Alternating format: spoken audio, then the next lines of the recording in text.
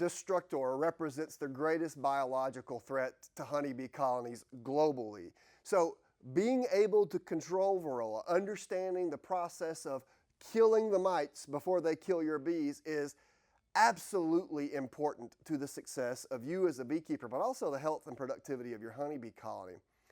So Varroa is best controlled under the umbrella of a pest management strategy called integrated pest management, where you're integrating multiple treatment strategies to keep Varroa populations below an economic threshold. Well, in honeybee colonies, there are ways to estimate Varroa populations so that you know when to do something in response to growing populations.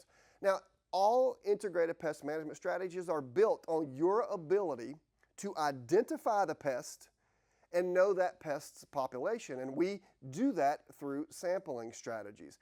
So I'm going to give some overgeneralizations here because it's really hard to be very specific about Varroa.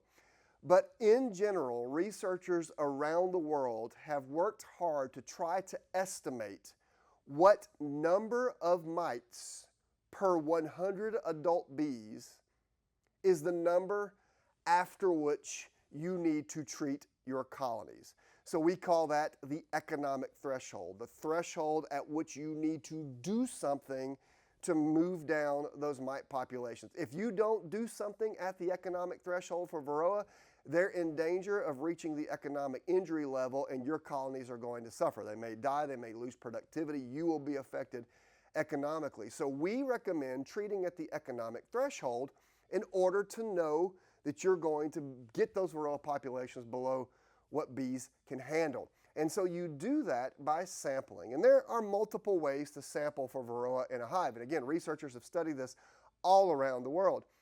Some of the ways of sampling Varroa aren't really so great. So I want to discuss those quickly and get those out of the way before I focus on what I consider the most important way of sampling. Once you've worked bees for a while, you can go through a hive and physically see Varroa. You can see deformed wings on the backs of the bees. We know Varroa spread deformed wing virus, so when you see a lot of deformed wings, believe that you have a lot of Varroa. When you see a lot of spotty brood or parasitic mite syndrome, you can believe you have Varroa. But just seeing physical Varroa, seeing deformed wings, seeing spotty brood patterns is not really enough for you to make a management decision to know whether or not you need to treat Varroa. Is there something you need to address? So the second one I'm going to discuss is looking at drone brood. If you look at the old books, the old literature, a lot of people will go and uncap and remove developing drones because we know Varroa preferentially invade drone cells. So if you open a drone cell, pull out a drone, if you see mites, then you'll know, oh, I've got mite problems in this colony that I need to address. But again, I will warn you, just seeing Varroa on drones is not a good indicator of the level of problem that you have in your nest. I'm going to move to the third way where I'm actually talking a bit more about capturing mites to estimate mite populations in a hive. Now, in this particular case, one of the ways to do this is to rely on something we call mite fall. Throughout the course of a day, bees are grooming other bees, bees are removing infested brood out of cells that might have mites. Mites just die, and all of these mites that are coming out of the cells or dying or being groomed off of bees, they fall. They fall to the bottom of the hive. So you can do something at the bottom of the hive to capture and count mites to estimate mite populations in that hive. Perhaps the most common way of doing that is using something we call a sticky screen or a sticky board. In this particular case, you'll see that it's a wooden frame that's got some screen mesh over the top and a pull tab. And the premise behind the sticky screen is actually very straightforward. You will take this sticky screen and put a piece of board of some sort on the bottom of it, with that board having a sticky surface. So as mites fall through the screen onto that sticky surface, you're able to trap the mites there, and a few days later you can come back and count. Now, you can cut your own pieces of cardboard or plastic, etc., that will go on the screen. You can also purchase sticky boards from equipment manufacturers. In this case, you'll remove the outer layer to expose the sticky surface. Then you would affix this underneath your sticky screen, like so. And once it's together, you would simply slide this into the entrance of the hive on the bottom board of the hive. Now, remember when you do that, there will be bees on the bottom board of this hive, so I recommend inserting it very slowly to make sure those bees get out of the way. But then you would leave that sticky board in place for 3 days, and when you come back 3 days later, you can simply remove it by pulling on the tab. There is a modification of this that you can use. You can get something like this, which is corrugated plastic that has this gridded system on it. You can paint something on here, such as petroleum jelly or vegetable oil, and then you can put this underneath the entire hive.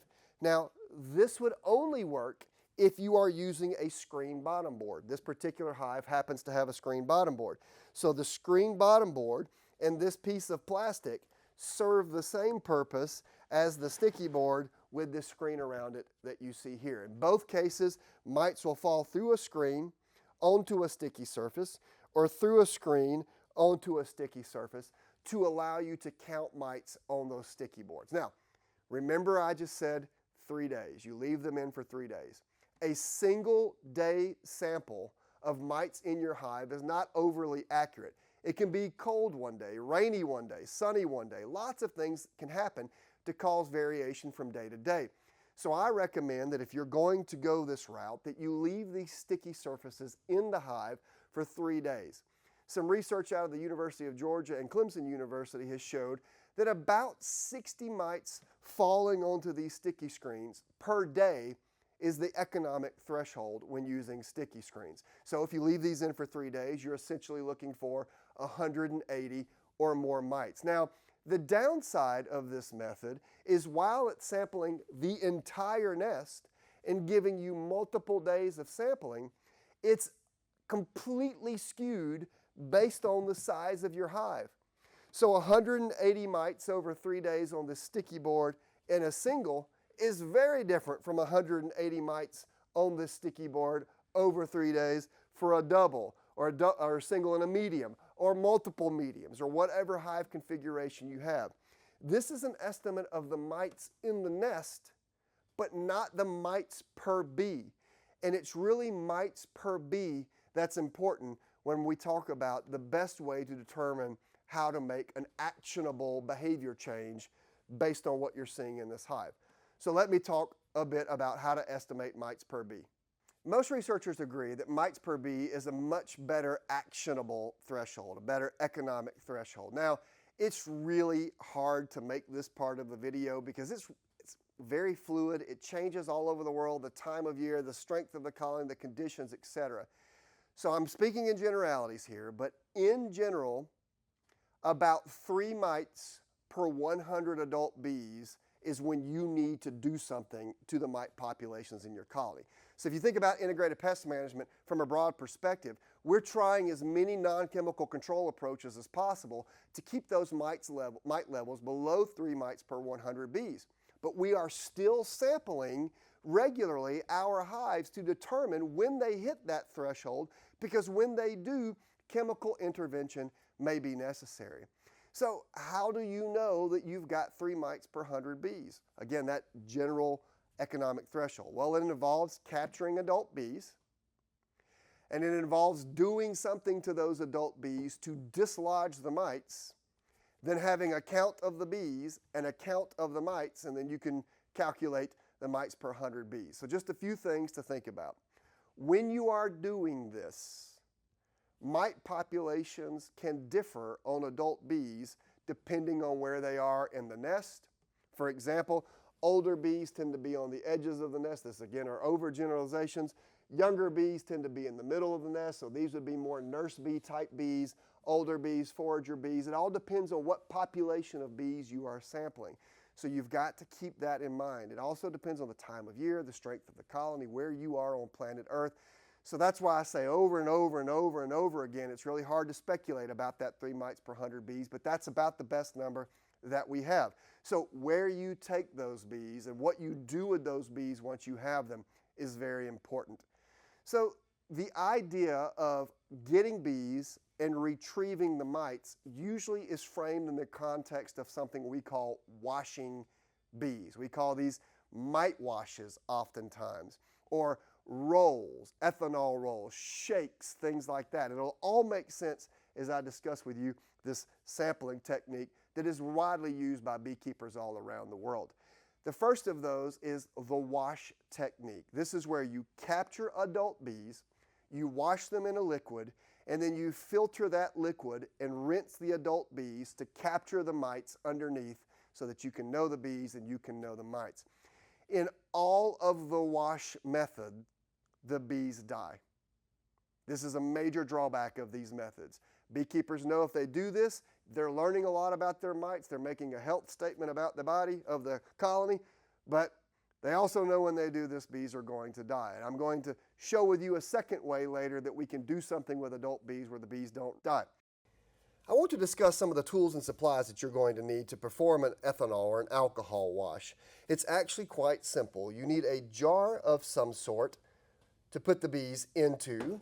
You need a liquid with which to wash the bees, and of course we call these alcohol washes, so you might guess more often than not that's alcohol. Typically it's ethanol if you're in a research lab, but rubbing alcohol, which is isopropyl alcohol, or even soap water will do fine. The catch with soap water is you're going to end up shaking the bees in this jar, and soap water can get real sudsy, but I'll tell you how to deal with that later. You'll also need a scoop. This happens to be a half cup or 125 ml scoop because this will hold about 300 bees, and 300 adult bees is our target. That's what we're shooting for. So we're wanting to get 300 bees in here, and about half a cup will do that. Now, you'll need some sort of tray. This tray is the tray that we shake bees into. This tray is the one that we perform the wash over, but you could use the same tray. We also use some sort of filter or screen mesh. This mesh captures the bee.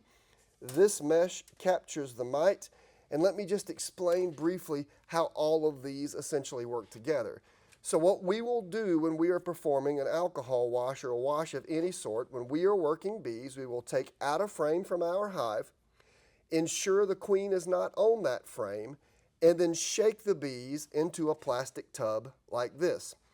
And once we have enough bees in the plastic tub, we can use our half cup scoop and scoop out a half cup of bees, round it off at the top. Then we will pour our bees into this jar. And so we know about a half a cup of bees equals about 300 bees. We'll pour that into this jar. While the bees are in this jar, we will pour the ethanol or the soap water into it. You can also have that liquid already in the jar waiting to receive the bees so that the bees die once they go into the jar. Then you will shake the jar for about 30 seconds to dislodge the mites from the bees. And here's the key. You've got to separate the mites in this jar from the adult bees. So there's a few ways to do that. You can put your screen, that's a typical honey filter screen, on top here. This is large enough to let mites through the screen, but too small to let bees through the screen. So once you shake the bees and mites in this jar, you can pour the bees into this filter. And now you've got the opportunity to use a kitchen sink or a water hose of some sort to wash the bees. And what that will do is it will cause the mites to go through the screen. And once you've washed the bees sufficiently, you remove the screen and you can count the Varroa in the dish. Now, remember, I mentioned to you, you can use ethanol. That's what typically is used in research labs. But you can also use soap water and rubbing alcohol. The downside of soap water, again, is it gets real sudsy. And if you're going to put your bees into this jar with soap water but not wash them immediately, the bees can get somewhat squishy. So one of the reasons we prefer ethanol or rubbing alcohol is it preserves the integrity of the bee before we pour them into this, and we're able to filter off those mites and count the mites. But the key is by using roughly a half a cup of adult bees that you'll have about 300 bees, and so you're able to count the mites, know that you have about 300 bees, and then you can calculate your infestation level using those two numbers. Now, as you might imagine, because this is a very popular way of sampling for mites, there are also commercially available kits that allow you to do this easier. Here's one, for example, that's got a screen mesh cup on the inside, this plastic container on the outside. You would scoop bees into here with some sort of liquid, again, rubbing alcohol, ethanol, soap water. You'd return the lid, you'd shake, and then the way that this is built is when you remove the cage of bees, you have left behind in the cup the mites that you can count.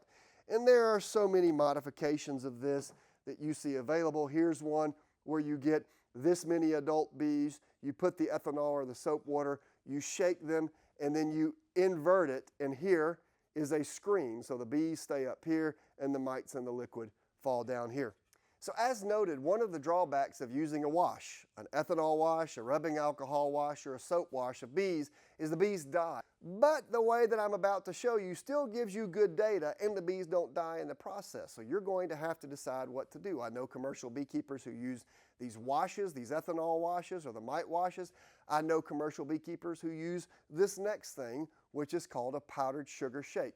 Make no mistake, it's a type of wash, but we don't usually use wash in the term. We usually call it a powdered sugar shake or a sugar roll. These are the supplies that you need to do a powdered sugar shake or a sugar roll. First, you need a half cup measuring cup. Again, this measures out about 300 bees. You'll need a jar that has screen mesh as a lid. So this screen mesh will keep the bees in the jar, but it will allow you to shake the mites out of the jar. You need a tray of some sort. You need powdered sugar or confectioner's sugar, and you need a hive tool. So the premise here is that you will shake a frame of bees into a plastic bin, and you will use your half cup, measuring cup, to scrape out about half a cup of bees and put into this jar. Then you will return the lid and capture all the bees in this jar. And from here, you take about 2 tablespoons, which is about 2 tips of a hive tool, so 1 dip of powdered sugar you put on top of the screen, a second dip of powdered sugar you put on top of the screen, and as the bees get coated with powdered sugar, essentially those mites become dislodged. Now you can swirl around the bees, or you can sit the jar and allow it to sit for 2 minutes. After 2 minutes of moving about with powdered sugar on their body, you can then invert the jar and shake the mites out of the jar and onto a white surface where you can count the mites. Now, a lot of folks know that when you shake mites out of this jar, since it's a powdered sugar shake, powdered sugar will also come out. So many beekeepers like to shake that powdered sugar mite mixture into a tub of water because the sugar will dissolve away and make it possible for you to count the mites better. Of the 2 ways of estimating mites per 100 bees, again, the powdered sugar shake or some wash system, I do prefer the wash system most. It's better, it gives you a more accurate count. You get more mites from the bees because you're shaking that jar vigorously. The downside is you also kill bees, and so I'm not a fan of that. I would also consider using the powdered sugar shake because of that reason, but just know your mites per 100 bees is not going to be quite as accurate. Now, I know that we are posting this video live for people to see all around the world. There's lots of problems with this system, right? These aren't amazingly accurate numbers. 3 mites per 100 bees, it is an economic threshold, but again, it varies based on so many conditions. So you might be watching and say, well, I never do this. Washes aren't necessary. I prefer the powdered sugar shake. I prefer the wash. All of those things are true and perfectly valid. I will just say, in general, it's best to make your decision on actionable numbers. And right now, that best actionable number we derive from washing bees or shaking bees with powdered sugar. And that number is about 3 mites per 100 bees. So now that you have that number in hand, now that you've gone to your colony and discovered that you have 3 mites per 100 bees, you need to do something to address those mite loads in the nest. Again, all of this was about determining that economic threshold. So I hope that a few of the things that I've shared with you here today will help you make more informed and better decisions about Varroa management in your colonies.